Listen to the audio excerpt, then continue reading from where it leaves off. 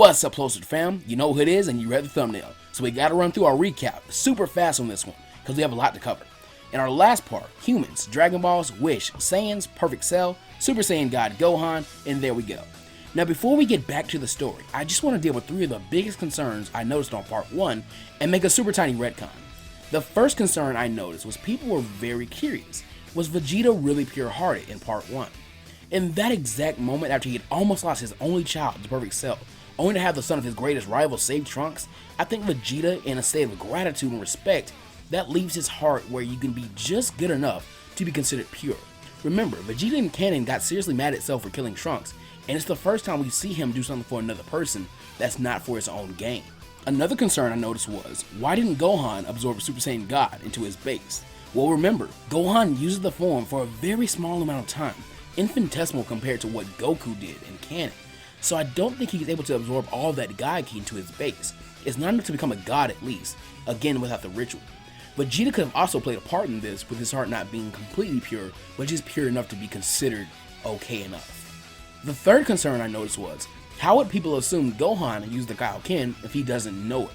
Well, remember, that was just a theory that the characters would put forth to explain why this happened in the story. And Gohan not knowing it could actually lend some credence to this idea. The form was red in color, and it could have been that Gohan tried using the Kaioken, which would have failed and been why no one felt his power, yet it was still there and super potent. This could also be the reason he passed out, since he'd be exhausted after using the technique the wrong way. And our retcon is, Cell does announce the Cell games on television. Because of this, Hercule Satan would have been at the tournament, but just as Perfect Cell made a Cell Jr. for all the Z Fighters to fight in part 1, one is made for the world champ as well. Unable to back down from the battle on global television, Hercule steps up to fight his little blue opponent. Sadly for the champion, the Cell Juniors show a tendency to be sadistic and torture-loving fighters. So unlike his father, this CJ toys at Hercule, knocking him around the ring cruelly as the champ freezes with memories of his master's death at the hands of a superior opponent. After a few minutes of this, Cell finally orders his child to end it so they can move on with something more fun, and the CJ prepares his final strike. But Jimmy Firecracker, the reporter from the Cell games, gives the champ his final words of encouragement and says that his fans are rooting for him, and Mr. Satan slowly stands up. He lashes out with a final dynamite punch that hits home. The Cell Jr. looks smug as he isn't damaged by it and moves on to finish Hercule, but then at the last moment, Yamcha and surprisingly Tien are shrouded in yellow energy and yell out in unison. Just before the evil creature could complete its task, out of nowhere it explodes, leaving the 2 warriors pretty tired but satisfied they had done the right thing. Yamcha had taken pity on the champ, remembering his fight with the Cybermen. He wished somebody was there to save him from his own overconfidence, so he wouldn't let it happen to someone else, as long as he could help him, and he convinced Tien to help out as well. Afterwards, Mr. Satan, though beaten up, cheers and explains his new move had worked.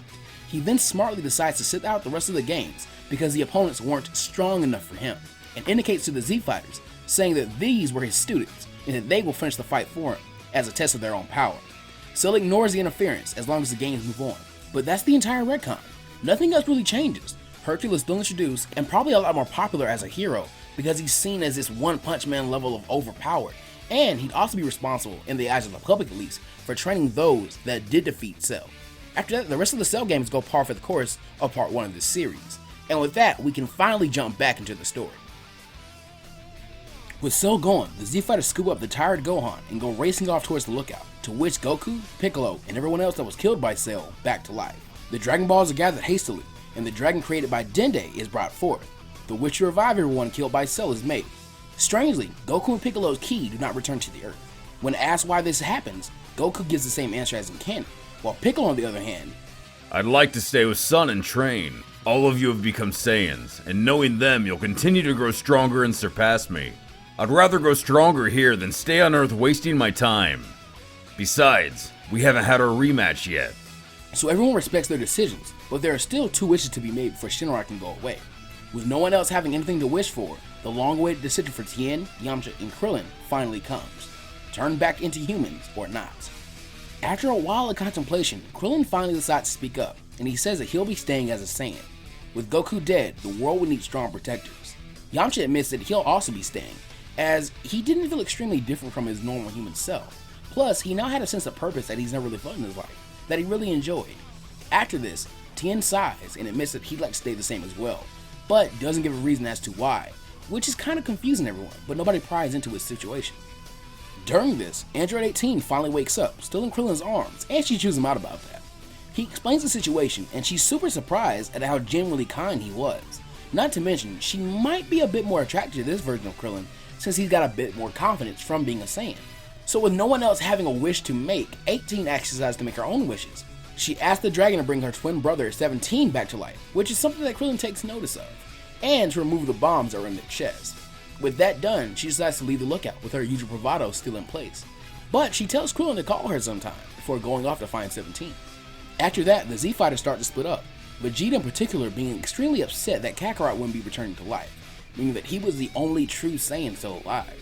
Just before Tien left, he tells Krillin, Yamcha, and Gohan to keep up their training, as he's going to want to fight them later down the line to see how well his training is going. Now, instead of a straight cut to 70 years later, I'm actually going to run through the most important events that take place here in this timeline. First off, Goku and Piccolo begin training hard in the other world. Krillin and 18 actually meet back up at some point, and I think they connect a lot faster and a lot more passionately. Krillin has a tiny bit more backbone and drive in this timeline, so 18 finds him a lot more cool. As for Vegeta, he's training much harder these days, as he doesn't want to be surpassed by what he views as fake Saiyans. And he takes a much more active role in Trunks' parenting than he does in canon, but more on that later. A year later, a stronger Goten than in canon is born. Now how about Gohan? Well, I think his naturally curious nature is going to lead him to do a lot more training than what he did in canon, to try and maybe discover that same power that he used against Cell in the Cell games. Beyond that, he'll be getting encouragement from more than just Vegeta to not get soft. So Gohan won't lose any of the strength he had in the Cell games, but he won't be growing by an amazing amount.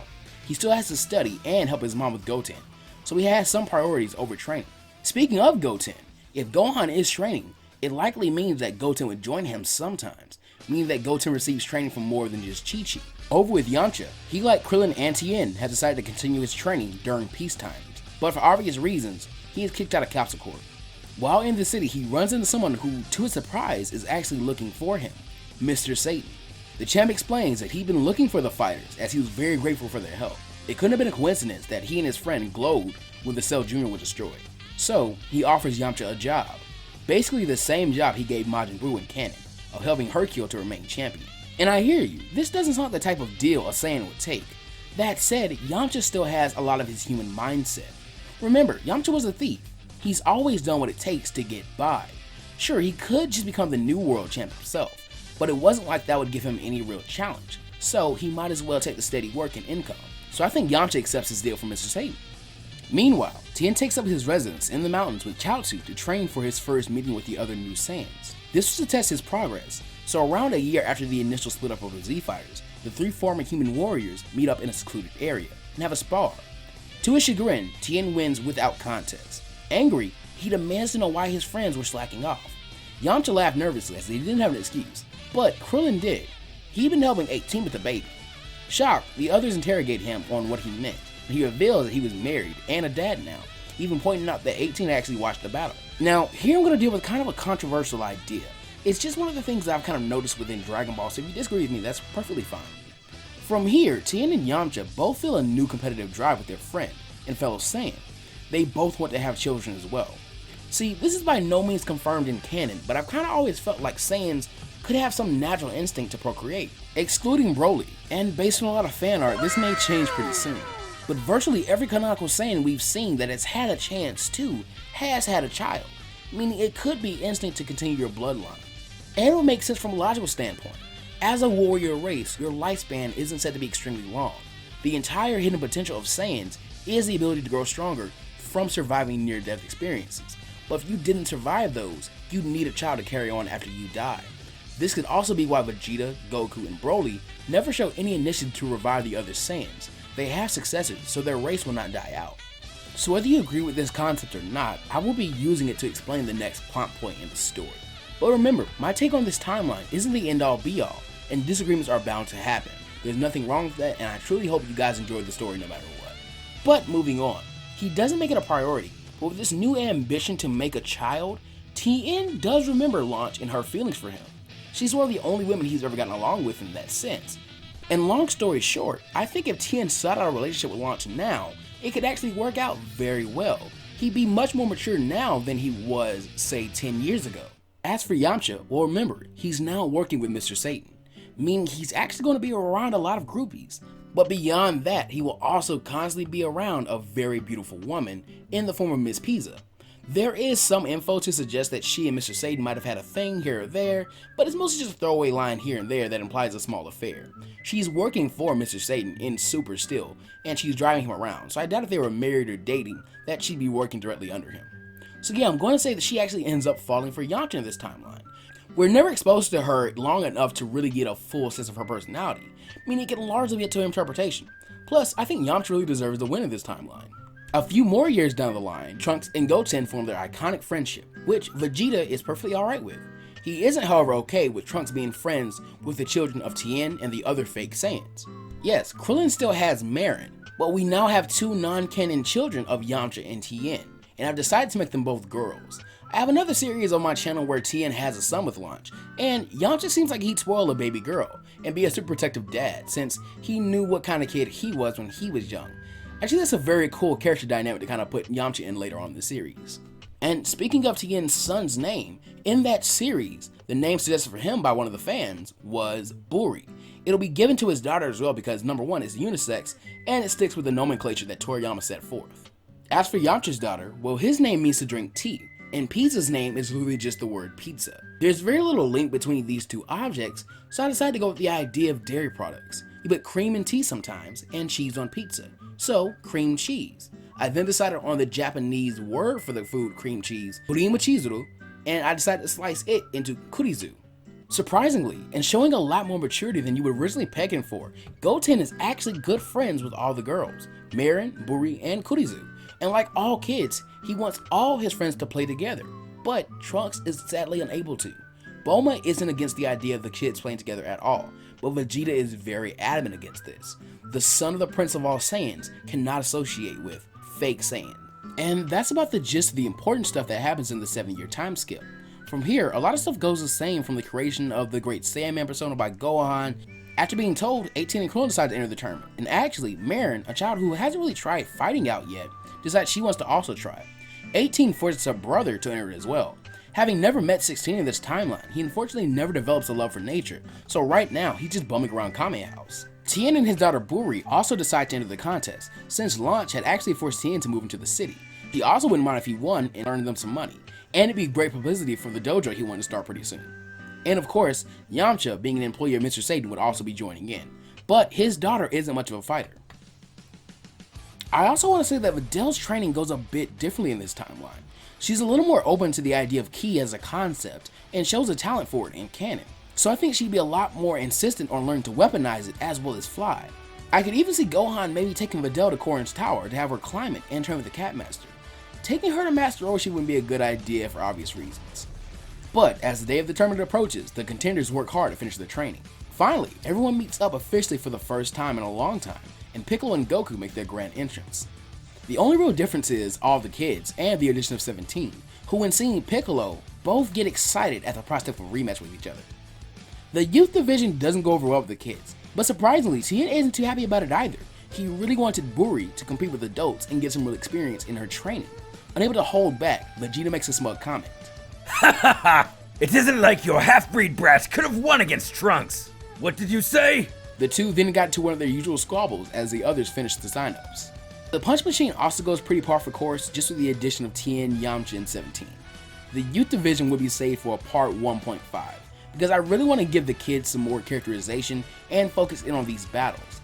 And to say who the winner of this contest is, Mr. Satan still makes the mistake of faking a loss and almost has his head knocked off. Our 16 competitors and their matchups will also not change, but let's change out Killer with Yamcha, Mighty Master 17, and Jewel is replaced with Tien. And the meeting with Shin and Kibito also doesn't change too much. In match 1, Krillin literally breathes on Pentar and wins. As for match 2, it is completely possible to change it because Piccolo has been training in Otherworld with Goku, so it's not an exaggeration to say he is much more powerful than his canon counterpart. That said, Shin is surprised at how powerful Piccolo is. He even considers asking him to go all out to lure out Yamu's Popovich, but Piccolo forfeits as he can somewhat sense who his opponent is and gets very nervous about it, even with all his strength. In canon, Videl actually has the power to do a lot of damage to Popovich. She just doesn't have the stamina to deal with his insane durability. But Videl here has been chasing Corn and trying to learn to shoot ki.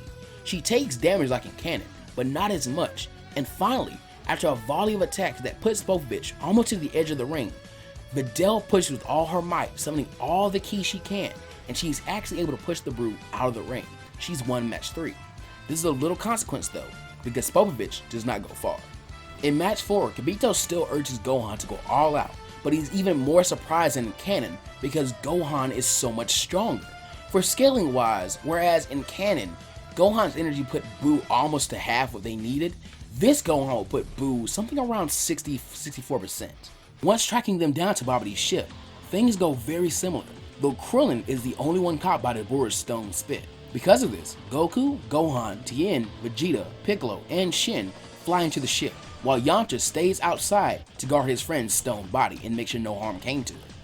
Vegeta still wins rock, paper, scissors and murders Pui Pui, easier than in canon, not even allowing Babidi to change the scenery to Planet Zoo. Tien actually takes on Yakon and has a bit more trouble than what Goku had. Using a Kikoho, he's able to overload the beast like Goku did in canon. Meanwhile, back at the tournament, 18 fights Hercule and her brother, and in an upset she is actually able to defeat 17 by ring out for making the same deal with Mr. Satan. During this match, the children, led by Trunks, decided to go and see what the adults had left over, though Buri informed the group it was a bad idea. She still tags along nonetheless. And once again going back to the ship, Goku and Gohan play rock, paper, scissors for who will fight the Bora, and actually, Goku wins, though he is much stronger than his canon counterpart because he would have had a training partner in Otherworld.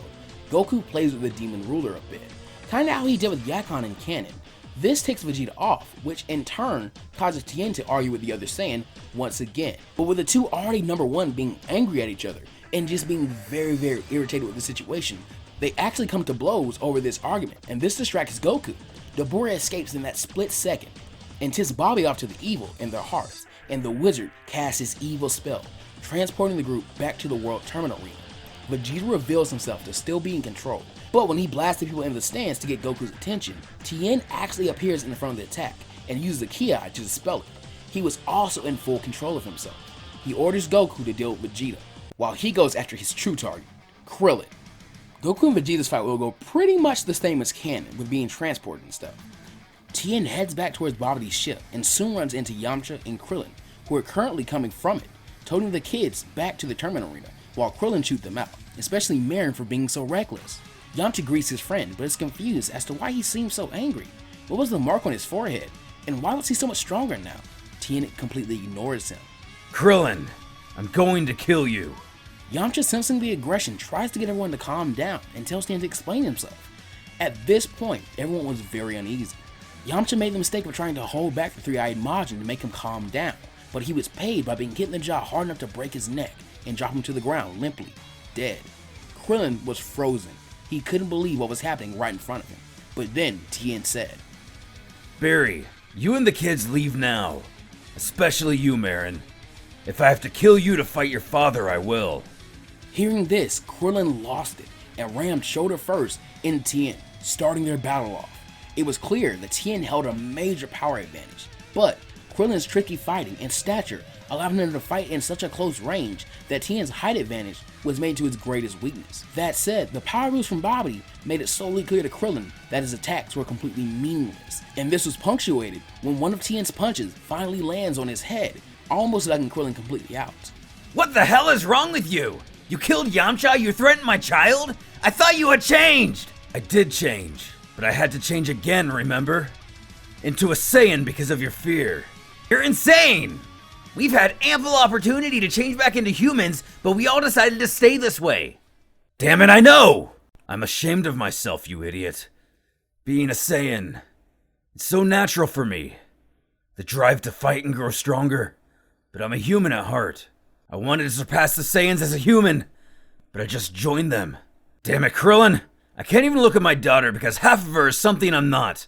The two then sensed a colossal ki power up in the distance, and Tien came to a realization. That's Boo. It's my fault he's out. Sorry, Krillin.